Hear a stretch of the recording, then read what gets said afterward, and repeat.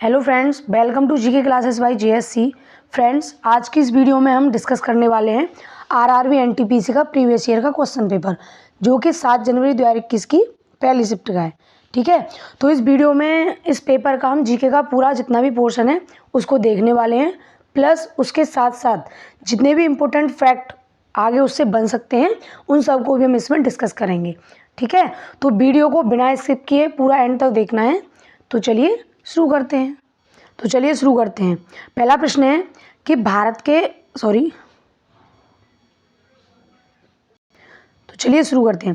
प्रश्न है कि भारत के अंतरिक्ष कार्यक्रम के जनक के रूप में किसे जाना जाता है। ठीक है, तो इसका सही उत्तर है option number C, Vikram Sarabhai. जो विक्रम साराभाई हैं उनको भारत के अंतरिक्ष कार्यक्रम का जनक कहा जाता है। ठीक है, बात करें विक्रम सेठ की, तो ये कौन है? ये भी एक मतलब जो है कि भारतीय उपन्यासकार हैं और एक तरह से कवि भी हैं ये। ठीक है, तो चलिए जानते हैं अंतरिक्ष कार्यक्रम के बारे में इम्पोर्टेंट फैक्ट।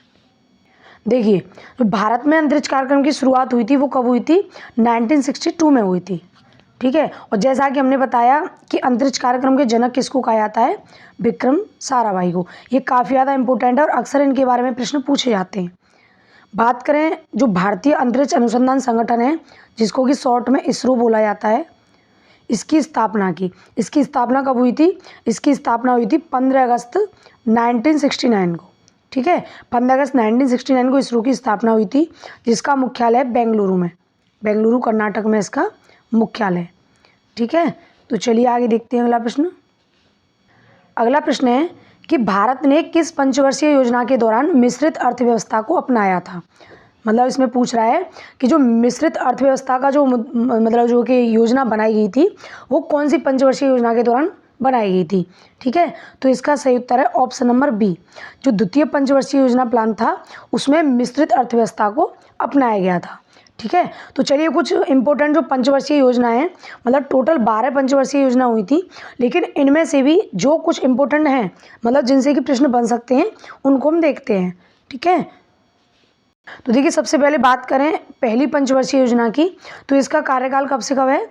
मतलब इसका समय है 1951 से 56 तक। ठीक है, इसमें क्या हुआ था कि प्रथम पंचवर्षीय योजना ने भारत में आर्थिक विकास पर जोर दिया था। किस पर जोर दिया था? आर्थिक विकास पर इस पर जोर दिया था। और इस समय जो भारत के प्रधानमंत्री थे वो थे जवाहरलाल नेहरू। ठीक है, और इन्होंने ही इस पंचवर्षीय योजना का जो प्लान था उसको भारतीय संसद में पेश किया था। इसमें मुख्य रूप से कृषि क्षेत्र पर ध्यान दिया जाता है, और ये प्रश्न पूछा भी जाता है कि कौन सी पंचवर्षीय योजना का जो मुख्य जो क्षेत्र था वो कृषि था। तो कौन सी? पहली पंचवर्षीय योजना। और इसका मॉडल कौन सा था ये भी पूछा जाता है। इसका मॉडल था हेरोड-डॉमर मॉडल। ठीक है, तो ये इसके बारे में इंपॉर्टेंट फैक्ट है जो कि आपको ध्यान रखने हैं। अगली है द्वितीय पंचवर्षीय योजना, जिसका कि समय 1956 से 61 तक। इसमें क्या हुआ था कि दूसरी पंचवर्षीय योजना ने तीव्र औद्योगिकीकरण और सार्वजनिक क्षेत्र पर ध्यान दिया था। और इसका मॉडल कौन सा था? महालनोबिस मॉडल। जो पीसी महालनोबिस हैं, पीसी महालनोबिस, उन्हीं के नाम पर इस मॉडल का नाम रखा गया है। ठीक है, जो कि एक मतलब कि सांख्यिकीकार रहे हैं पीसी महालनोबिस, इन्हीं के नाम पर इस पंचवर्षीय योजना का नाम रखा गया है मॉडल का। ठीक है, तो चलिए आगे देखते हैं।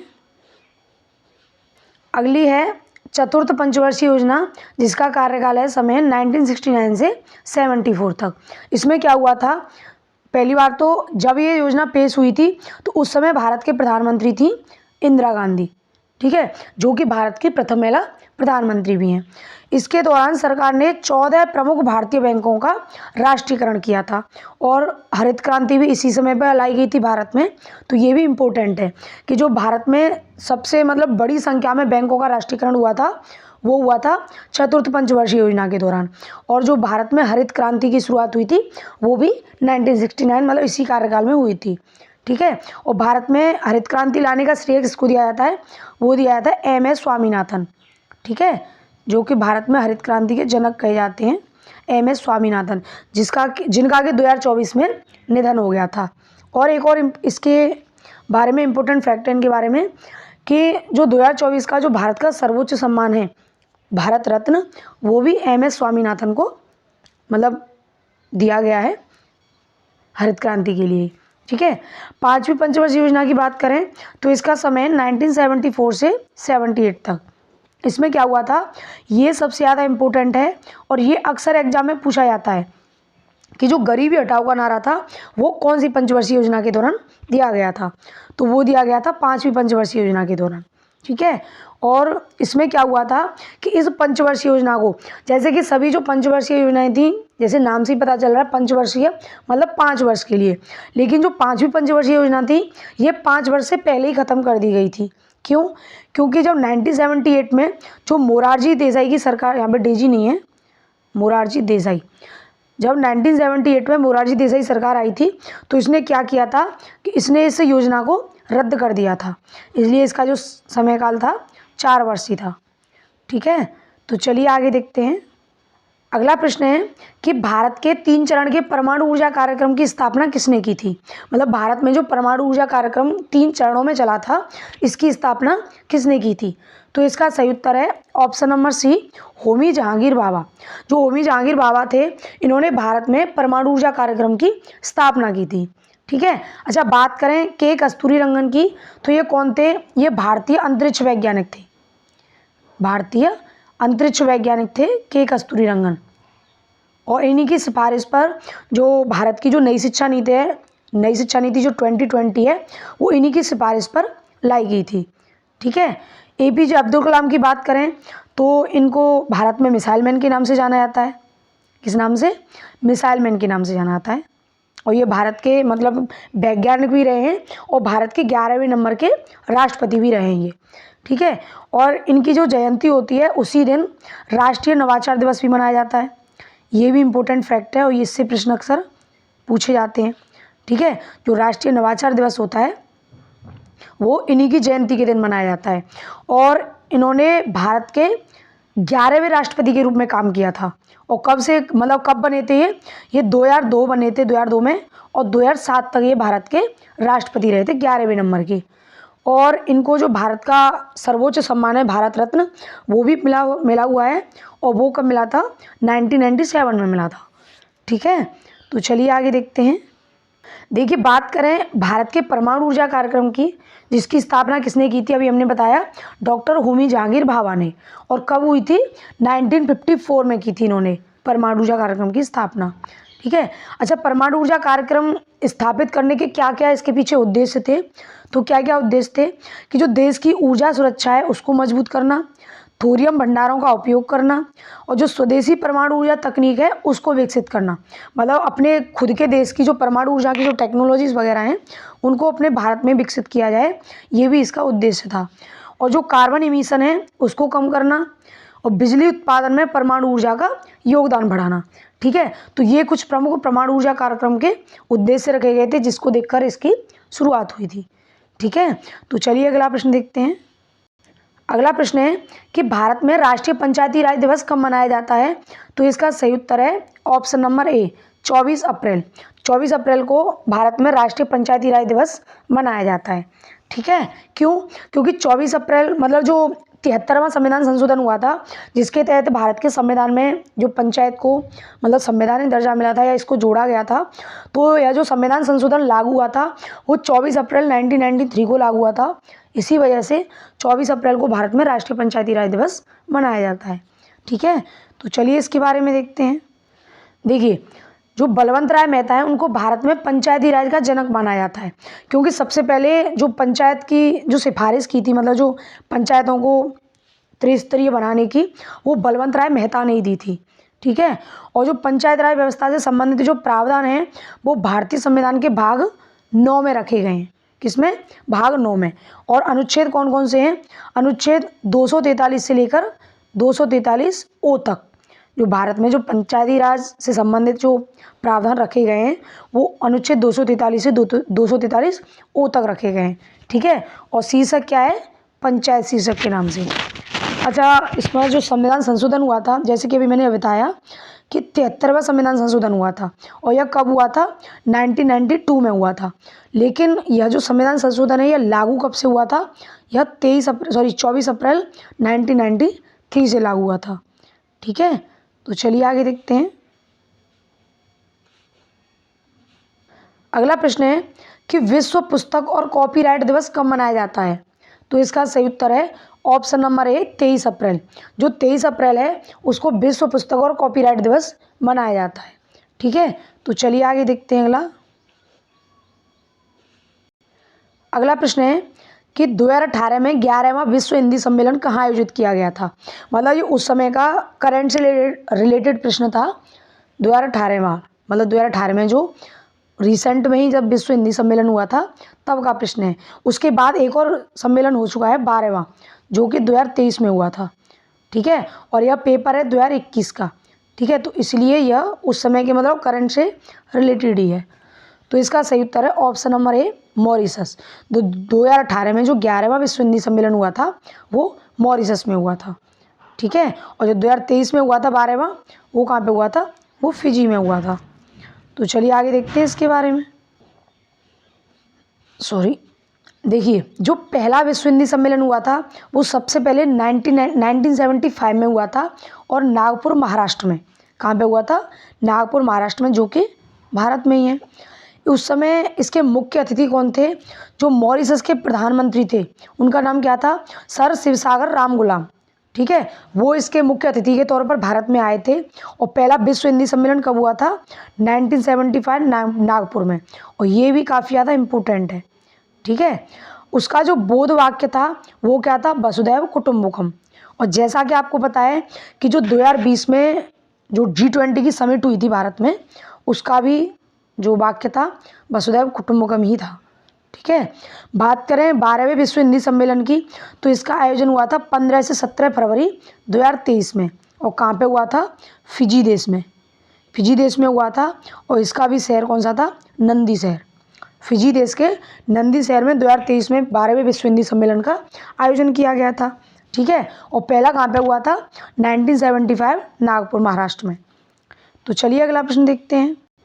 अगला प्रश्न है कि 1922 में गांधी जी द्वारा असहयोग आंदोलन को बंद करने का मुख्य कारण क्या था? तो इसका सही उत्तर है ऑप्शन नंबर ए। जैसा कि आपको पता है कि 1920 में असहयोग आंदोलन शुरू हुआ था, लेकिन उसके 2 साल बाद ही जो गोरखपुर का जो चौरी चौरा स्थान है वहाँ पे कुछ मतलब जो आंदोलन कर रहे थे उन लोगों ने पुलिस स्टेशन में आग लगा दी थी। ठीक है, इसी वजह से महात्मा गांधी ने असहयोग आंदोलन को वापस ले लिया था। तो इसका सही उत्तर ए है। मतलब उत्तर प्रदेश के जो चौरी चौरा में एक पुलिस स्टेशन को लोगों ने आग के हवाले कर दिया था। ठीक है, इसी वजह से असहयोग आंदोलन 2 साल बाद ही गांधी जी को बंद करना पड़ा। ठीक है, तो चलिए इसके बारे में जानते हैं। देखिए, जो असहयोग आंदोलन था वो महात्मा गांधी की देखरेख में चलाया जाने वाला प्रथम जन आंदोलन था। मतलब इससे पहले जो चंपारण आंदोलन हुआ था उसमें मतलब इतनी जन भागीदारी नहीं देखी गई। जन भागीदारी क्या उस समय मतलब लोगों ने भागीदारी बड़े तौर पर नहीं की थी। वो तो गांधी जी ने एक तरह से शांतिपूर्ण आंदोलन किया था। ठीक है, लेकिन जो असहयोग आंदोलन था वो पहला जन आंदोलन था। असहयोग आंदोलन कब शुरू हुआ था? 1 अगस्त 1920 को औपचारिक रूप से यह शुरू हुआ था। और इसके प्रमुख नेता थे महात्मा गांधी। गांधी जी ने क्या किया था कि जो हिंसक जो चौरी चौरा घटना हुई थी उसको देखने के बाद मतलब उस घटना से थोड़ा गांधी जी जो मतलब दुखी हो गए थे, तो इसके बाद ही फरवरी 1922 में असहयोग आंदोलन को इन्होंने वापस ले लिया। और जो चौरी चौरा घटना हुई थी वो कब हुई थी? 4 फरवरी 1922 को। ठीक है, 4 फरवरी 1922 को चौरा चौरी की घटना हुई थी। और उस समय जो भारत के वायसराय थे वो थे लॉर्ड चैम्सफोर्ड। ठीक है, तो चलिए आगे देखते हैं। अगला प्रश्न है कि कौन सा शहर स्वर्णिम चतुर्भुज राजमार्ग नेटवर्क का हिस्सा नहीं है? मतलब इसमें पूछ रहा है हिस्सा नहीं है। तो इसका सही उत्तर है ऑप्शन नंबर ए। जो हैदराबाद है वो स्वर्णिम चतुर्भुज का हिस्सा नहीं है। कौन कौन से 4 मतलब जो शहर हैं 4 शहर हैं जो स्वर्णिम चतुर्भुज के हिस्सा हैं? एक है कोलकाता, दिल्ली, मुंबई और चौथा कौन सा है? चेन्नई। ये 4 प्रमुख बड़े मेट्रोपॉलिटन सिटी हैं जो कि स्वर्णिम चतुर्भुज का हिस्सा हैं। ठीक है, तो चलिए इस चतुर्भुज के बारे में जानते हैं, राजमार्ग के बारे में। देखिए, जो 1999 में तत्कालीन प्रधानमंत्री अटल बिहारी वाजपेयी जी ने क्या किया था कि जो स्वर्णिम चतुर्भुज राजमार्ग था इस परियोजना की आधारशिला रखी थी। कब रखी थी? 1999 में अटल बिहारी वाजपेयी जी ने। और जो स्वर्णिम चतुर्भुज है वो भारत की सबसे लंबी सड़क परियोजना है और दुनिया का 5वां सबसे लंबा राजमार्ग है। कौन सा? 5वें नंबर का दुनिया का सबसे लंबा राजमार्ग है और भारत की सबसे लंबी सड़क परियोजना है। इसमें कौन कौन से 4 शहर हैं? दिल्ली, मुंबई, चेन्नई और कोलकाता। यह जो स्वर्णिम चतुर्भुज राजमार्ग है ये इन प्रमुख 4 शहरों को आपस में जोड़ता है। ठीक है, और इसकी आधारशिला किसने रखी थी? उस समय के जो तत्कालीन प्रधानमंत्री थे अटल बिहारी वाजपेयी जी, उन्होंने इसकी आधारशिला रखी थी। ठीक है, तो चलिए अगला प्रश्न देखते हैं। अगला प्रश्न है कि भारतीय राष्ट्रीय कांग्रेस के प्रथम मुस्लिम अध्यक्ष कौन थे? मतलब प्रथम अध्यक्ष की बात नहीं कर रहा, प्रथम मुस्लिम अध्यक्ष की बात कर रहा है। तो इसका सही उत्तर है option number B, Badruddin Tyab ji. जो बदरुद्दीन तैयब जी थे वो कांग्रेस के प्रथम मुस्लिम अध्यक्ष थे। ठीक है। अच्छा, बात करें अबुल कलाम आज़ाद की, तो यह भारत सरकार सबसे पहली बार भारत में जो सरकार बनी थी उसके पहले शिक्षा मंत्री थे। ये कौन थे? यह पहले शिक्षा मंत्री के तौर पर इन्होंने कार्य किया था, अबुल कलाम आज़ाद ने। ठीक है। बात करें नवाब सैयद मोहम्मद बहादुर की, तो ये कौन थे? ये भारतीय राजनीतिज्ञ थे। ठीक है, मतलब भारतीय प्रसिद्ध राजनीतिज्ञ थे ये। कौन? नवाब सैयद मोहम्मद बहादुर। और इन्होंने क्या किया था कि जो 1913 का जो कांग्रेस का जो कराची में सम्मेलन हुआ था, एक तो कराची का सम्मेलन 1931 में हुआ था जिसकी अध्यक्षता सरदार वल्लभ भाई पटेल ने की थी, लेकिन जो 1913 का जो कराची का जो कांग्रेस का जो सम्मेलन हुआ था उसकी अध्यक्षता इन्होंने की थी। ठीक है। दादा भाई नौरोजी की बात करें तो इनसे रिलेटेड तो मतलब एग्जाम में प्रश्न हमेशा बनते रहते हैं। तो ये कौन थे? जब कांग्रेस की स्थापना हुई थी तो उसके जो संस्थापक सदस्य थे उनमें से यह एक थे, दादा भाई नौरोजी। और यह कांग्रेस के भी कई बार सदस्य मतलब अध्यक्ष रह चुके हैं, जैसे कि 2nd नंबर के रहे थे, 9th नंबर के रहे थे और 22वें नंबर के रहे थे। ठीक है, 2nd, 9th और 22nd सॉरी। तो ये 3 बार भारतीय राष्ट्रीय कांग्रेस के अध्यक्ष रह चुके हैं। और इनकी एक फेमस बुक और है, इसका आंसर तो बी है। इनकी फेमस बुक और है the poverty un British rule of India, sorry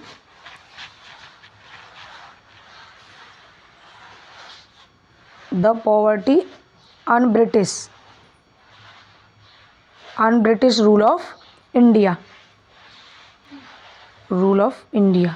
ठीक है, ये इनकी फेमस बुक है और ये अक्सर एग्जाम में पूछी जाती है। ठीक है, और दादा भाई नौरोजी को वयोवृद्ध पुरुष भी बोला जाता है। काफ़ी ज़्यादा इंपॉर्टेंट फैक्ट है इनके भी बारे में। अच्छा, इन्होंने जो अंग्रेज़ों के खिलाफ जो धन निष्कासन का सिद्धांत बताया था वो भी दादा भाई नौरोजी ने ही बताया था। उसमें क्या था? उसमें ये था कि इन्होंने जनता को बताया कि कैसे जो अंग्रेज़ हैं जो भारत से पैसा लूट लूट के अपने इंग्लैंड में भेज रहे हैं, तो इसी को धन निष्कासन का सिद्धांत बोला गया था और इसके बारे में लोगों को जागरूक दादा भाई नौरोजी ने किया था। ठीक है, तो चलिए आगे देखते हैं अगला प्रश्न। पहले तो कांग्रेस के बारे में कुछ इंपॉर्टेंट फैक्ट जान लेते हैं कि भारतीय राष्ट्रीय कांग्रेस की स्थापना दिसंबर 1885 में हुई थी। और कहाँ पे हुई थी? बॉम्बे में हुई थी। ठीक है, इसके प्रारंभिक नेतृत्वकर्ताओं में कौन कौन थे?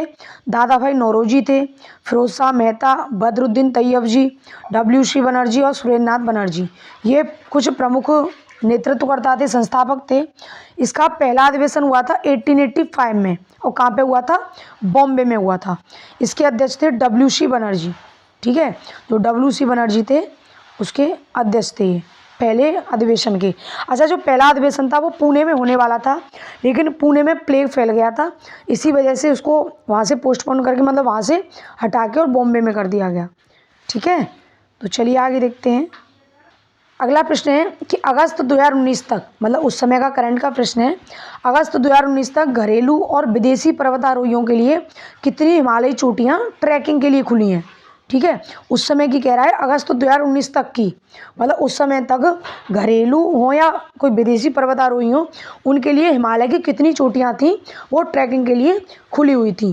ठीक है, तो इसका सही उत्तर है ऑप्शन नंबर बी, 137 चोटियाँ थी उस समय तक, जो कि माउंटेनियर्स थे, या तो वो घरेलू हों या फिर वो विदेशी उनके लिए खुली हुई थी।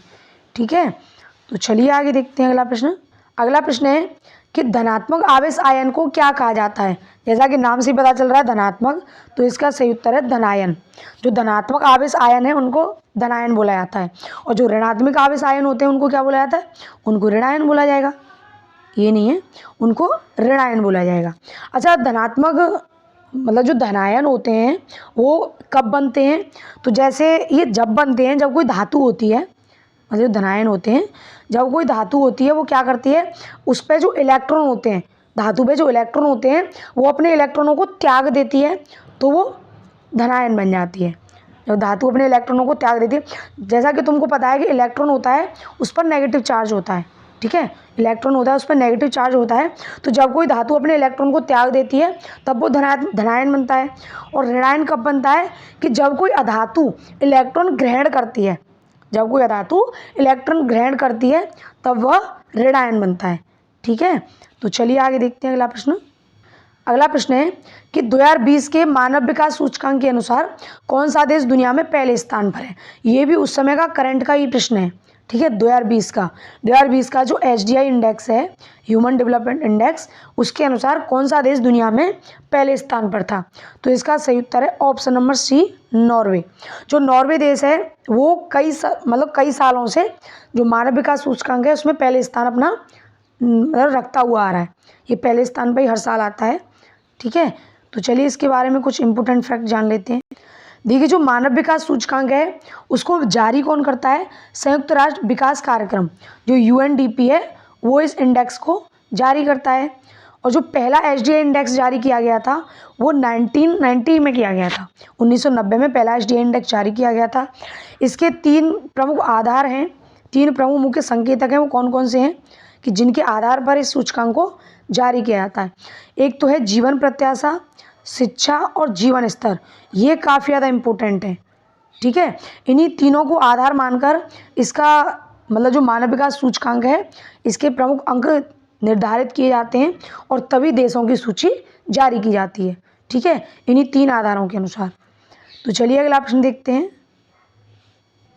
अगला प्रश्न है कि विवादास्पद कौन से गलियारे पर बीजिंग के विरोध के बाद भारत ने 2017 में पहले बेल्ट एंड रोड फोरम का बहिष्कार किया था? मतलब कौन से गलियारे की बात कर रहा है जो कि विवादास्पद है और जिसके विरोध के बाद, मतलब बीजिंग ने जिस पर विरोध किया था, इसके विरोध के बाद ही भारत ने 2017 में पहले बेल्ट एंड रोड फोरम का बहिष्कार किया था।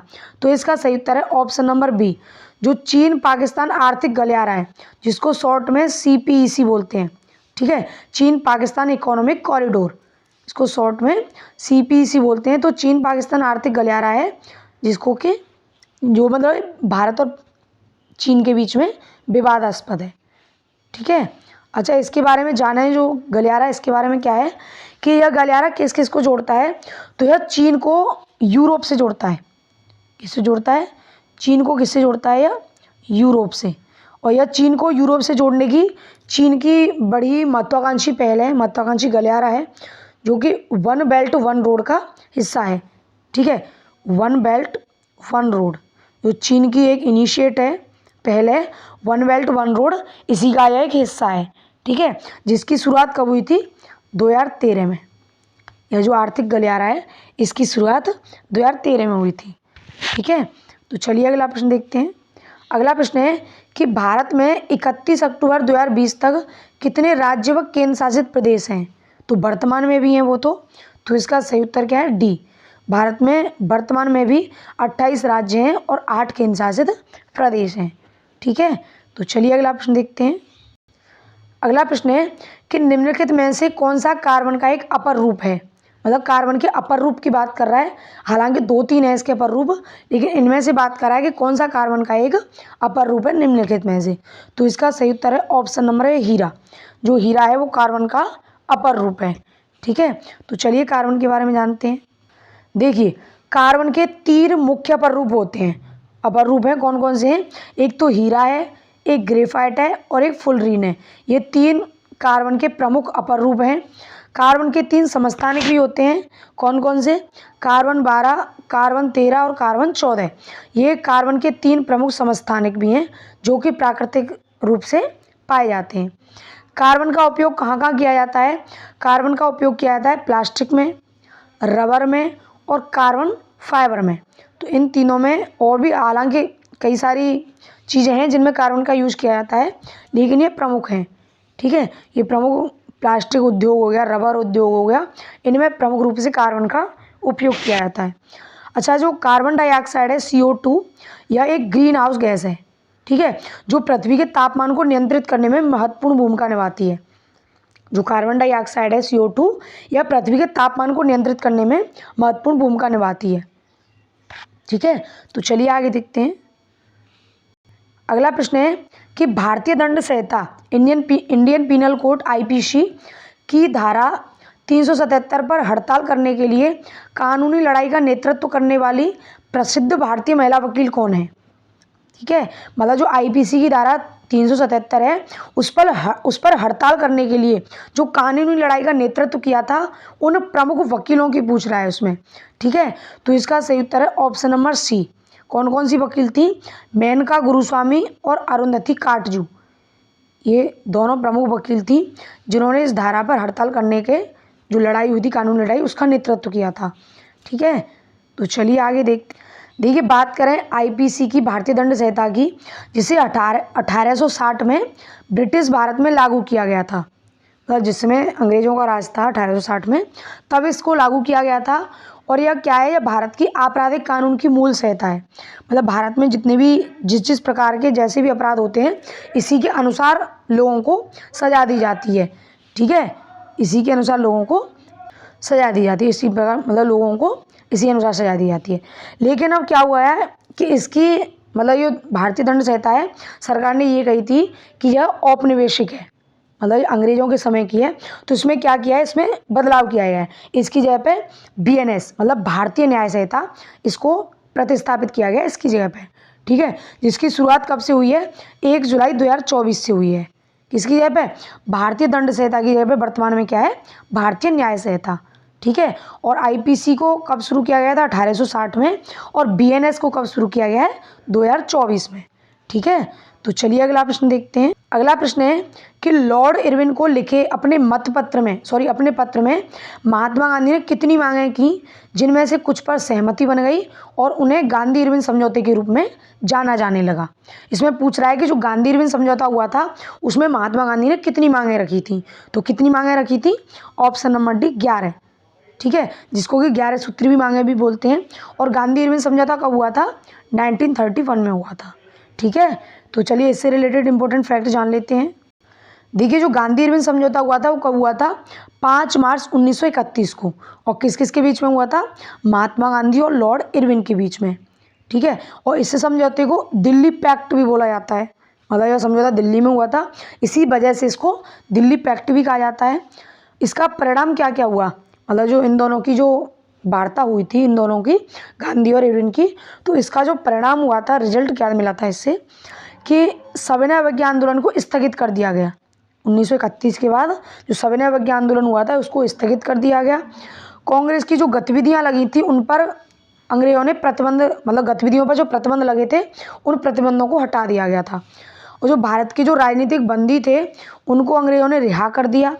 समुद्र तटों पर नमक बनाने की अनुमति दी गई, मतलब भारतीय भी नमक बना सकते हैं।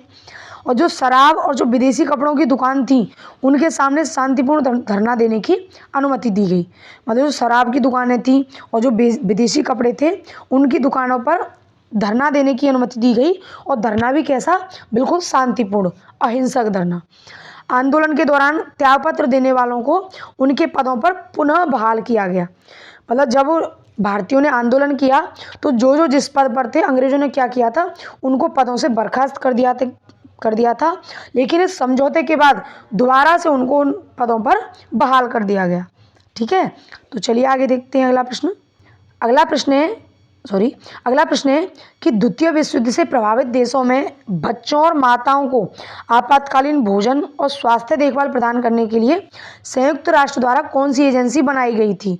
तो इसका सही उत्तर है option number C, UNICEF. Option number C, UNICEF sorry. जो यूनिसेफ है यह बच्चों और महिलाओं से संबंधित संस्था है। बच्चों और महिलाओं से संबंधित यह संस्था है। ठीक है, तो चलिए इसके बारे में जानते हैं। देखिए, यूनिसेफ थी वो संयुक्त राष्ट्र संगठन का, मतलब जो संयुक्त राष्ट्र है उसका एक संगठन है।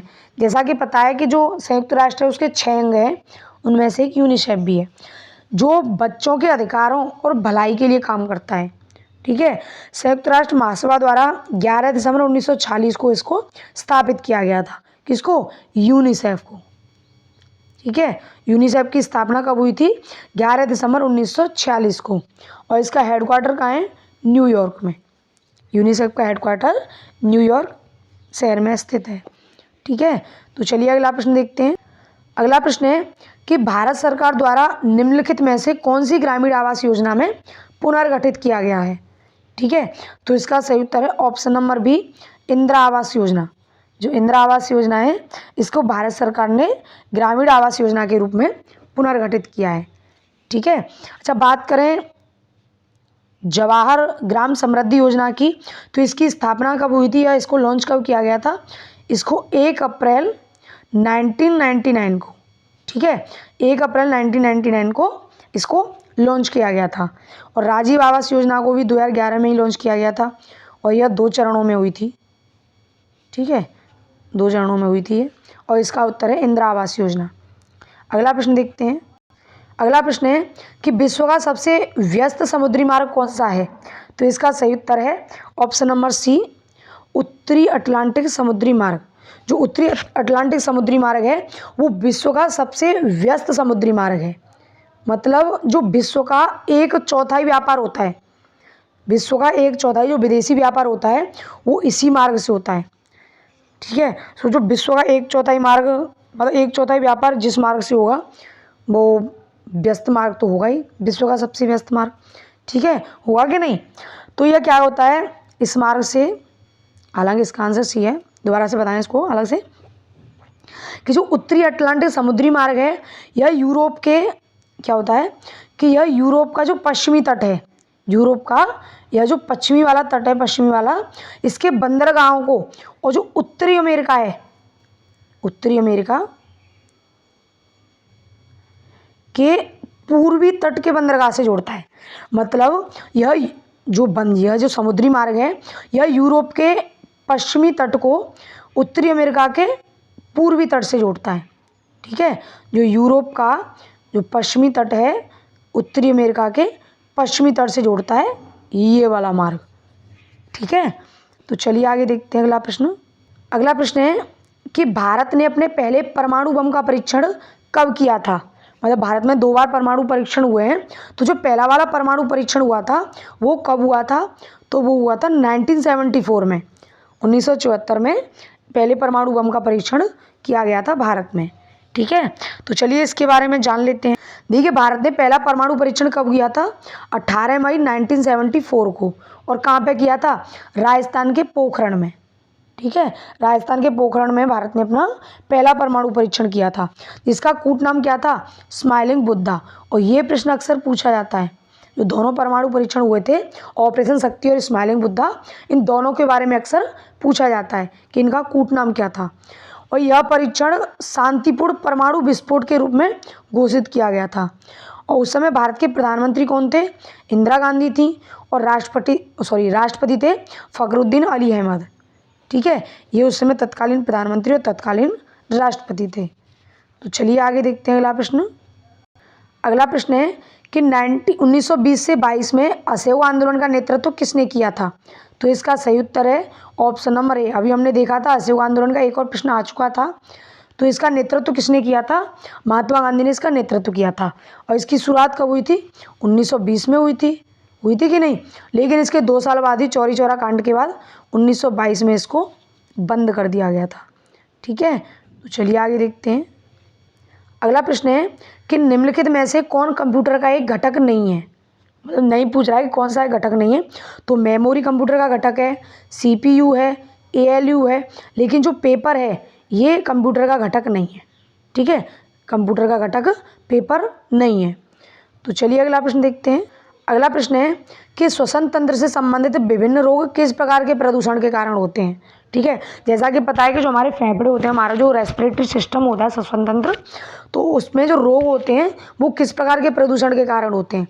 तो उसका उत्तर है वायु प्रदूषण। वायु प्रदूषण के द्वारा जो हानिकारक जो धूल कण होते हैं उनसे हमारे श्वसन तंत्र में कई प्रकार के रोग हो जाते हैं। ठीक है, तो चलिए श्वसन तंत्र के बारे में इंपॉर्टेंट फैक्ट देखते हैं। देखिए हमारा जो रेस्पिरेटरी सिस्टम होता है, इसका मुख्य कार्य क्या होता है? इसका मुख्य कार्य होता है ऑक्सीजन को शरीर में पहुंचाना और कार्बन डाइऑक्साइड को बाहर निकालना। मतलब जो हम अंदर लेते हैं ऑक्सीजन, इसको यह शरीर में पहुंचाता है। ठीक है, जब हम सांस लेते हैं तभी तो ऑक्सीजन को अंदर लेते हैं और छोड़ते हैं तो कार्बन डाइऑक्साइड बाहर निकलता है। इसके कुछ प्रमुख अंग हैं, जैसे कि नाक हो गया, मुंह हो गया, फेफड़े हो गए, वायुमार्ग हो गया, स्वरयंत्र हो गया और गला हो गया।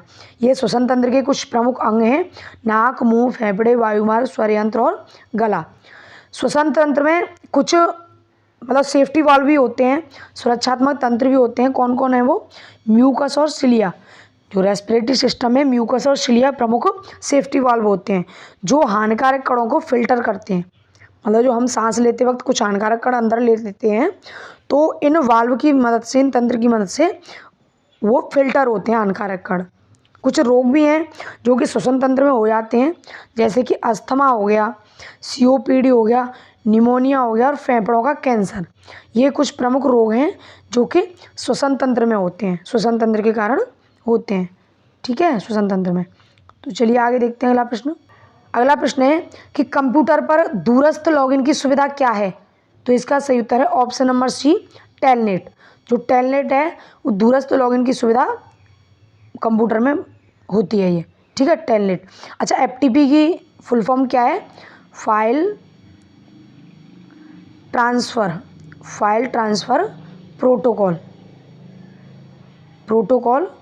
ये इसकी एफटीपी की फुल फॉर्म होती है। आरटीपी की क्या होती है? रियल टाइम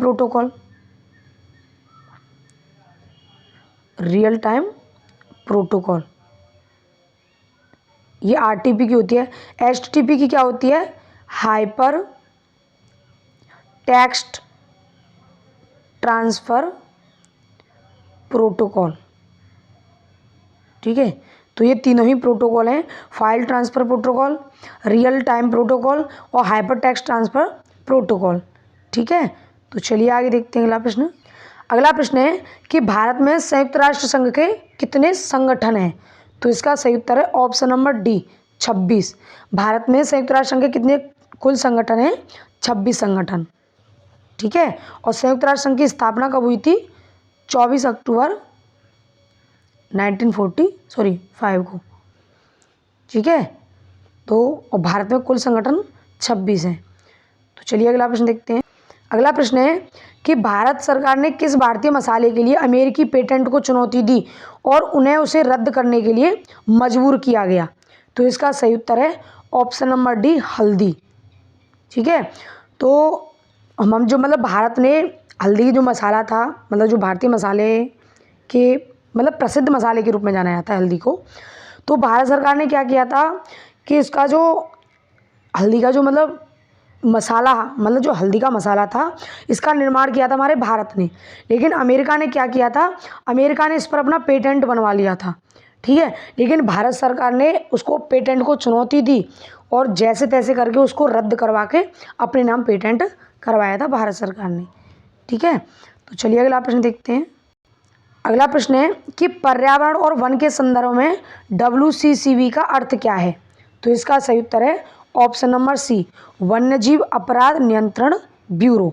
ये WCCB की फुल फॉर्म है। ठीक है, तो चलिए आगे देखते हैं अगला प्रश्न। अगला प्रश्न है उस तत्व का नाम बताइए जिसका इलेक्ट्रॉनिक विन्यास 287 है। मतलब उस तत्व का नाम पूछ रहा है जिसका इलेक्ट्रॉनिक विन्यास 287 है। तो क्या है वो? Option number B, chlorine. मतलब 8 और 7 15 2 17, मतलब जिसका परमाणु क्रमांक कितना है? 17 जिसका परमाणु क्रमांक है। और इसका SPDF में जो SPDF जो इलेक्ट्रॉनिक कोष होते हैं उसमें अगर इसको डिवाइड करें तो क्या होगा? 1s2, 2s2, 2p6, 3s2 और कितना बच गया? 3p5। ठीक है, 2, 8 और 7। पहले वाले में 2, इसमें 8 और इसमें 7। तो ये हो गया इलेक्ट्रॉन विन्यास। परमाणु क्रमांक कितना है? 17। और 17 किसका होता है? क्लोरीन का। ठीक है, तो चलिए आगे देखते हैं अगला प्रश्न। अगला प्रश्न है कि 2011 की जनगणना के अनुसार भारत का सबसे अधिक आबादी वाला राज्य कौन सा है? तो इसका सही उत्तर है option number D, Uttar Pradesh. जो अपना यूपी है वो जनसंख्या के हिसाब से भारत का सबसे बड़ा राज्य है। ठीक है, 2011 की जनगणना के अनुसार। ठीक है, तो चलिए 2011 की जनगणना के बारे में कुछ इंपॉर्टेंट फैक्ट देख लेते हैं। देखिए, इसमें सर्वाधिक जो जनसंख्या घनत्व वाला राज्य था, सर्वाधिक जनसंख्या वाला राज्य तो उत्तर प्रदेश है, लेकिन जो सर्वाधिक जनसंख्या घनत्व वाला राज्य कौन सा है? बिहार। और सबसे कम जनसंख्या घनत्व वाला अरुणाचल प्रदेश। सबसे कम जनसंख्या वाला केंद्र शासित प्रदेश कौन सा है? लक्षद्वीप। और सर्वाधिक जनसंख्या वाला राज्य उत्तर प्रदेश। सबसे कम जनसंख्या वाला राज्य सिक्किम। और सर्वाधिक लिंगानुपात वाला राज्य है केरल। सबसे कम लिंगानुपात वाला राज्य है हरियाणा। ठीक है, सर्वोच्च साक्षरता दर वाला राज्य कौन सा है? केरल। और सबसे कम साक्षरता दर वाला राज्य बिहार। और भारत का लिंगानुपात कितना था 2011 की जनगणना के अनुसार? 943, मतलब 943, 1943। और उसकी जो जनगणना हुई थी 2011 की, उसका नारा क्या था? उसका जो मोटो क्या था? हमारी जनगणना हमारा भविष्य। ठीक है, ये इस जनगणना का मोटो था। तो ये कुछ इंपॉर्टेंट फैक्ट हैं जो कि आपको याद रखने हैं। ठीक है, तो चलिए आगे देखते हैं। अगला प्रश्न है कि पेरिफेरल आई/ओ में कितने आउटपुट आईओ में कितने आउटपुट पोर्ट होते हैं? ठीक है, तो इसका सही उत्तर है ऑप्शन नंबर ए, 256। ठीक है, जो पेरिफेरल आई/ओ में जो आउटपुट पोर्ट होते हैं वो होते हैं 256। ठीक है, तो चलिए अगला प्रश्न देखते हैं। अगला प्रश्न है कि रोलैक्ट एक्ट कब पारित किया गया था? तो इसका सही उत्तर है ऑप्शन नंबर बी, 1919। जो रोलैक्ट एक्ट था वो 6 फरवरी 1919 को पारित किया गया था। ठीक है, कब पारित किया गया था? 6 फरवरी 1919 को। और इसको नो वकील, नो अपील और नो दलील वाला कानून कहा गया था। ठीक है, तो चलिए अगला प्रश्न देखते हैं। अगला प्रश्न है कि केंद्र और राज्य सरकारों द्वारा कौन सा वाटरशेड विकास और प्रबंधन कार्यक्रम लागू किया जा रहा है? मतलब जो केंद्र और राज्य सरकार दोनों की शामिल इनिशिएट है वाटरशेड विकास और प्रबंधन कार्यक्रम, लेकिन वो नाम क्या है उसका? वो कौन सा कार्यक्रम है? तो इसका सही उत्तर है ऑप्शन नंबर सी, हरियाली। जो हरियाली कार्यक्रम है वो केंद्र और राज्य सरकार दोनों द्वारा शुरू किया गया है। तो चलिए अगला प्रश्न देखते हैं। अगला प्रश्न है कि भारत को अक्टूबर 2020 तक कितनी बार संयुक्त राष्ट्र सुरक्षा परिषद के अस्थायी सदस्य के रूप में चुना गया है? तो इसका सही उत्तर है ऑप्शन नंबर सी, मतलब उस समय की करंट का प्रश्न है अक्टूबर 2020। अक्टूबर 2020 तक भारत को कुल 8 बार जो संयुक्त राष्ट्र सुरक्षा परिषद है इसके अस्थायी सदस्य के रूप में चुना गया है। ठीक है, अच्छा बात करें संयुक्त राष्ट्र सुरक्षा परिषद की, तो उसमें 2 तरह के मेंबर पाए जाते हैं। एक तो होते हैं स्थायी और एक होते हैं अस्थायी। जो अस्थायी होते हैं उनका तो कार्यकाल होता है 2 वर्ष। ठीक है, जो कि मतलब टोटल सदस्य होते हैं इसके 15, जिसमें से 10 अस्थायी होते हैं और 5 हैं स्थायी जो परमानेंट हैं। ठीक है, और वो हैं कौन कौन से? एक तो है रूस, फ्रांस, अमेरिका, चीन और ब्रिटेन, मतलब इंग्लैंड। ठीक है, ये प्रमुख 5 स्थायी देश हैं संयुक्त राष्ट्र सुरक्षा परिषद के। ठीक है, तो चलिए अगला प्रश्न देख। अगला प्रश्न है कि निम्नलिखित में से कौन खाद्य श्रृंखला के तीसरे पोषी स्तर के अंतर्गत आता है? तीसरा पोषी मतलब जो सबसे उच्च लेवल पर होता है, सबसे ऊंची, मतलब सबसे शीर्ष में होता है। ठीक है, मतलब खाद्य श्रृंखला का जो सबसे ऊपर वाला स्तर होता है उसको वह किसके अंतर्गत आता है? तो इसका सही उत्तर है ऑप्शन नंबर सी, द्वितीय उपभोक्ता। द्वितीय उपभोक्ता होता है इसके अंतर्गत आता है तीसरा पोषी स्तर। ठीक है, तो चलिए अगला प्रश्न देखते हैं। तो ये हमारा आज का अगला और अंतिम प्रश्न है कि खिलाफत आंदोलन का नेतृत्व किसके द्वारा किया गया था? तो इसका सही उत्तर है ऑप्शन नंबर ए, जो अली बंधु थे, शौकत अली और मोहम्मद अली, इन दोनों को खिलाफत आंदोलन का नेतृत्वकर्ता माना जाता है। मतलब इन्होंने खिलाफत आंदोलन का जो 1999 में खिलाफत आंदोलन हुआ था इसका नेतृत्वकर्ता ये दोनों थे, शौकत अली और मोहम्मद अली। इनको शॉर्ट में अली बंधु कहा जाता है। ठीक है, तो चलिए इसके बारे में जानते हैं इंपॉर्टेंट फैक्ट। देखिए, जो खिलाफत आंदोलन हुआ था वो 1919 से 1922 के बीच हुआ था। और इसमें क्या हुआ था कि भारतीय मुसलमान थे, उनके द्वारा ब्रिटिश सरकार के खिलाफ एक राजनीतिक अभियान था। मतलब जो तुर्की का खलीफा था, अंग्रेज़ों ने क्या किया था, उसको उसके पद से बर्खास्त कर दिया था, उसके पद से हटा दिया था। तो इससे जो पूरे विश्व के जो मुसलमान थे वो उनमें रोष आ गया था। इसी वजह से भारतीय मुसलमानों ने भी क्या किया था, ब्रिटिश सरकार के खिलाफ एक राजद्रोह कर दिया था, मतलब अभियान चलाया था। ठीक है, इसके प्रमुख नेता थे अली बंधु, शौकत अली और मोहम्मद अली।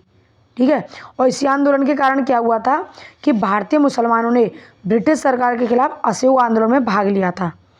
मुसलमानों को पता था कि यह जो असहयोग आंदोलन चला जा रहा है ये भी 1920 में ही शुरू हुआ था। ये भी किसके खिलाफ था, ब्रिटिशर्स के खिलाफ था।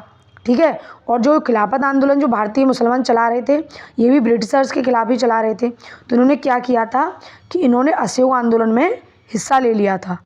ठीक है, कि इससे भी हम अपना जो बदला है उनसे ले सकते हैं। ठीक है, अच्छा, अंत में 2 प्रश्नों का टेस्ट है जिसके उत्तर आपको कमेंट बॉक्स में देने हैं। ठीक है, पहला प्रश्न है कि धनात्मक आवेश आयन को क्या कहा जाता है।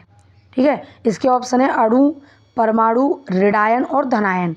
ठीक है, इसका उत्तर कमेंट बॉक्स में देना है। ठीक है, अगला है दूसरा प्रश्न है कि 1920 से 22 में असहयोग आंदोलन का नेतृत्व किसने किया था। तो ऑप्शन है महात्मा गांधी, जवाहरलाल नेहरू, सुभाष चंद्र बोस और मोतीलाल नेहरू। ठीक है, तो इसका उत्तर भी आपको कमेंट बॉक्स में ज़रूर देना है। ठीक है,